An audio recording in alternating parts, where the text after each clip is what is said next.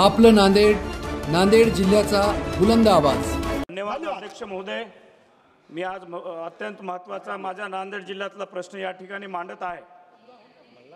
माहे 2024चा जो पीक विमा आहे तो अद्याप बऱ्याच शेतकऱ्यांना नांदेड जिल्ह्यामध्ये उपलब्ध झालेला नाहीये। सरकारकडे मी मागणी करतो की तो पीक विमा त्वरित शेतकऱ्यांच्या खात्यामध्ये जमा करावा।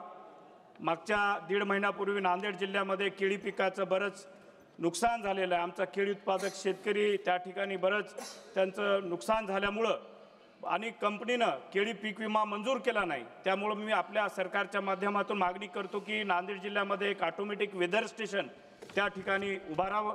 आणि सगळ्यात महत्त्वाचं 7 ऑगस्टला हरित क्रांतीचे जनक म्हणून डॉक्टर स्वामीनाथन यांची जयंती आहे। त्यांच्या जयंतीच्या मुहूर्तावर पूर्ण भारतभर त्या ठिकाणी ॲग्रिकॉस डे जे कृषी विद्यार्थी दिवस म्हणून या ठिकाणी सरकारने साजरा करावा अशी सरकारकडे मी मागणी करतो। धन्यवाद।